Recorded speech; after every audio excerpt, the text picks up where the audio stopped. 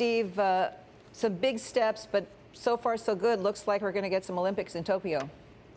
We might get it, actually, after all. Of course, the Olympics have been delayed for a year. They start on July 23rd, so we have a little bit of time. And the vaccination effort, at least for the elderly in Japan, has begun, and it will continue in earnest for quite some time leading up to the Olympics. There's still quite a broad support for canceling of the games among the Japanese public, but still the organizers and the IOC and others still want to go ahead with the games. The big question is, will there be spectators in the stands? We already know that most foreigners will not be allowed to come into Japan. They will not get necessarily that big tourism boom that they originally hoped for what is going to be a pretty expensive games, obviously. But we're hearing from the Yomiuri newspaper that the organizers of the Japan Olympics, as well as the IOC and other parties, including sponsors and the like, have been negotiating, and they're talking about setting a cap of 10,000 spectators per event.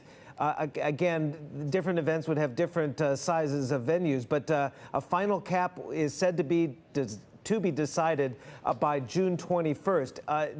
The Yomiuri newspaper goes on to say that the state of emergency, if the state of emergency is redeclared during the games, they would then reconsider to have no spectators. But again, it looks as though the games will go ahead with or without spectators. Sponsors would not be included in that cap on the number of spectators. But this comes, as you rightfully said, Kathleen, the Prime Minister has announced an end of the state of emergency for Tokyo, Osaka, and other areas on June 20th. So this Sunday, that is as planned. That would give them about a month before the start of the Olympics to prepare for the Olympics without a state of emergency. Because keep in mind, this state of emergency has really hammered economic momentum and economic growth because it's covered regions of Japan, including Tokyo, the capital, of course, and Osaka and others that cover about half of Japan's economic output. So there have been concerns that these state of emergencies have hurt the Japanese economy. Infections are falling. There were 1,027 new infections in Tokyo on April 29th. That has fallen to a 7-day average of 386 new cases as of yesterday. So those vaccinations are working, but it's slow. Steve, what's it like where you are?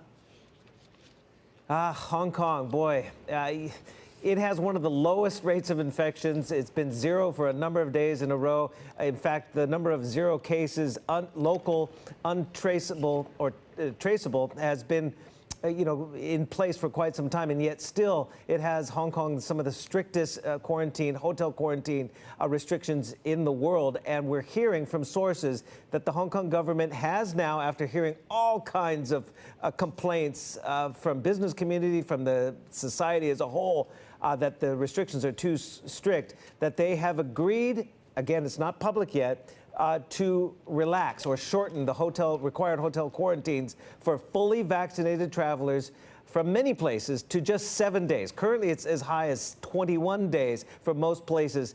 Again, you would have to have an antibody test at the airport. They're still trialing those tests. But again, those travelers from high-risk areas that include the United States, the UK, Japan, India, those are extremely high, would not be included, according to these sources.